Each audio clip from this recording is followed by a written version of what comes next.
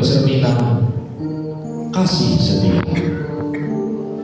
Itulah keteladanan sejati yang dinyatakan oleh Yesus Kristus, Sang Anak Manusia, junjungan abadi umat manusia.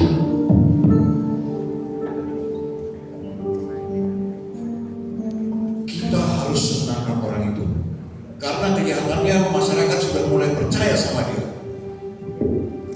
Tapi harus dengan cara yang tepat, kawan. Tidak dengan sembarangan. Bagaimana kalau kita hasut saja Judas supaya diserahkan gurunya? Boleh juga ide ya. Ayo kita laksanakan. Baik-baik, tapi ingat, jangan pada hari perayaan supaya tidak timbul kerusuhan di antara masyarakat kita. Baiklah.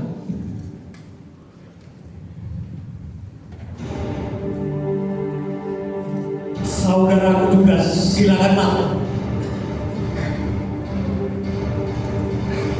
Oh, aku sudah tahu apa maksud kalian, tapi tidak ada yang gratis. Oh, tentu. Terus kalian mau ngasih aku berapa? Oh, 30 keping uang perak. Cukup kan? Baik, aku terima. Ambillah. Begitulah sebuah muslihat telah disepakati, muslihat yang kemudian menghantarkan pada penyaliban Yesus.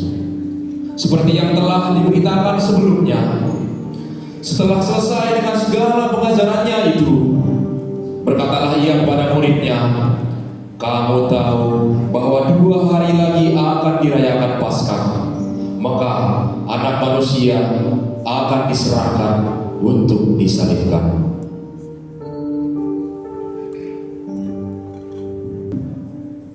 Pergilah Yesus keluar kota, dan sebagaimana biasa, ia berdoa. Ia menuju Bukit Zaitun di Getsemani. Dalam perjalanan, ia berkata kepada murid-muridnya, "Duduklah di sini, sementara aku berdoa." Lalu ia membawa Petrus, Yakobus, dan Yohanes. Ia sangat takut dan gentar. Lalu katanya kepada mereka, "Hatiku sangat sedih, seperti mau mati rasanya. Tinggallah di sini dan berjaga-jagalah." Lalu setelah mereka tiba di suatu tempat, maka berkatalah ia kepada mereka, "Duduklah di sini dan berjaga-jagalah." Kemudian Yesus menjauhkan diri dari mereka, kira-kira seperlempar batu jaraknya. Ia berlutut di atas sebuah batu, lalu ia berdoa. Katanya, "Ya Bapa, tiada yang mustahil bagimu. Ambillah cawan ini daripadaku. Bukan kehendakku yang terjadi, tetapi kehendakmu yang terjadi." Maka seorang malaikat dari langit menampakkan diri kepadanya, memberikan dia kekuatan, karena ia sangat takut. Lalu makin bersungguh-sungguhlah ia berdoa. Peluknya menjadi seperti titik-titik darah yang bertetesan ke tanah. Lalu setelah itu, ia selesai berdoa. Ia kembali kepada murid-muridnya. Ia mendapati ketiganya sedang tertidur. Lalu ia berkata kepada Petrus, "Simon, sedang tidurkah engkau? Tidak sanggupkah engkau berjaga 1 jam saja? Berdoalah dan berjaga-jagalah, supaya kamu jangan jatuh dalam percobaan. Roh memang penurut, tapi daging lemah." Lalu Yesus kembali untuk kedua kalinya ke batu untuk berdoa. Lalu katanya, "Ya Bapakku, jika jikalau cawan ini tidak mungkin lalu apabila aku meminumnya. Biarlah kehendak-Mu yang terjadi. Setelah selesai berdoa, kemudian ia kembali kepada murid-muridnya. Ia mendapati mereka sedang tidur. Mereka tidak tahu jawab apa yang dia berikan kepadanya. Tidurlah, beristirahatlah, karena anak manusia akan diserahkan oleh tangan-tangan pendosa. Bangunlah, waktunya sudah tiba, Dia menyerahkan aku sudah dekat. Lalu datanglah Yudas bersama dengan para prajurit untuk menangkap Yesus. Dari apa siapa nanti yang aku cium, itulah saya tangan paham. Ayo sekarang.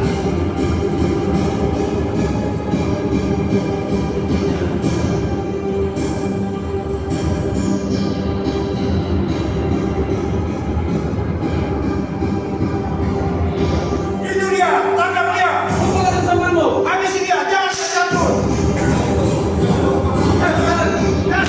Aku bawa dia. Demikianlah Yesus ditangkap oleh para prajurit. Lalu Yesus disiksa dan dianiaya. Setelah ditangkap, Yesus kemudian dihadirkan untuk disidang ke Mahkamah Agama untuk menemui Kayafas.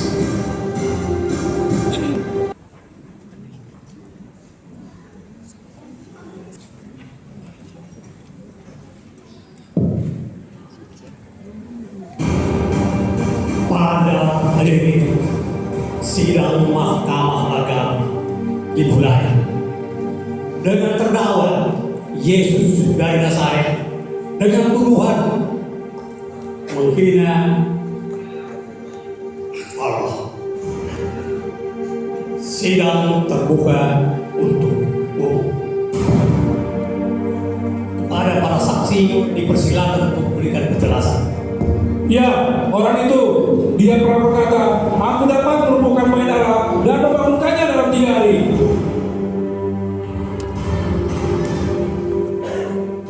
Kenapa kau diam saja? Sangkalah apa yang dibilang oleh saksi tadi.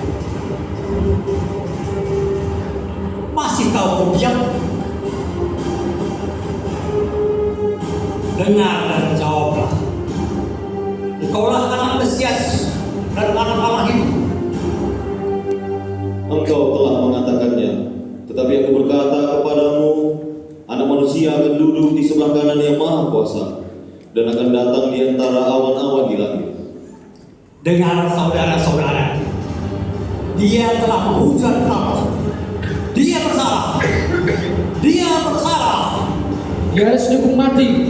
Mati. Mati.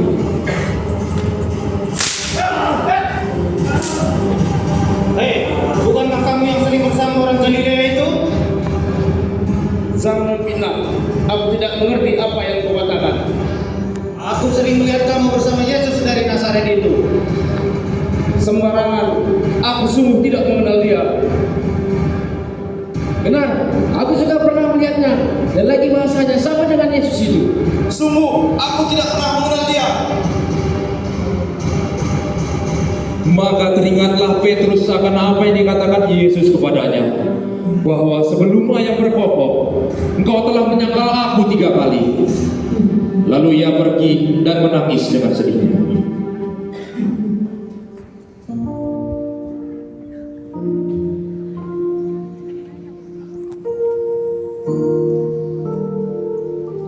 Baik, keputusan telah diambil.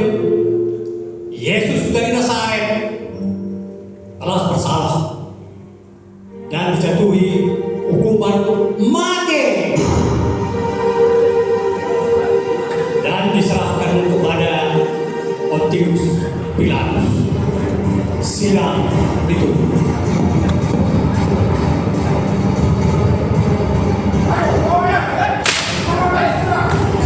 Oh, apa yang telah kulakukan? Aku telah menjualnya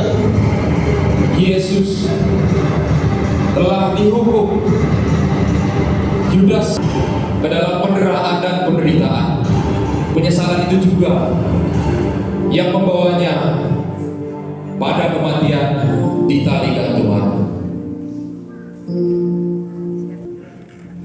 Yesus yang sudah ditangkap lalu dibawa untuk menghadap ke Pontius Pilatus untuk menerima penghukuman. Jadi engkaukah raja dari jauh itu? Engkau telah mengatakan Dikatakan menghujat Allah adalah tindakan yang memberatkan. Apa tindakanmu? Ia mengasuh dari Yudea, Galilea hingga ke sini. Engkau tidak bisa menjawabnya. Baiklah, terserah engkau. Bawa dia ke Pilatus. Yesus kemudian disiksa, dibawa dan digiring ke istana Herodes. Kala itu sinar matahari makin memanas. Sang raja yang dia dihina, lalu dia dibawa kembali menghadap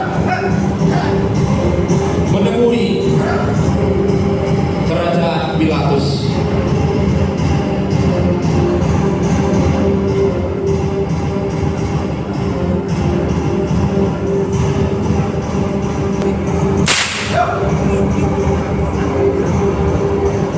Hai rakyatku, kebiasaan kita pada hari raya, saya akan membebaskan tahanan. Sekarang kalian pilihlah Barabas atau Yesus yang disebut dengan Kristus itu. Baik, saya akan membebaskan Barabas. Lantas Yesus ini mau diapakan? Karena saya tidak melihat satu pun ada kesalahan dia.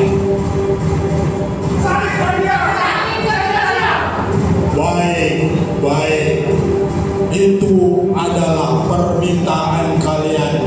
Saya tidak mau bertanggung jawab karena ini adalah permintaan kalian. Kalian sendiri yang menanggung akibatnya.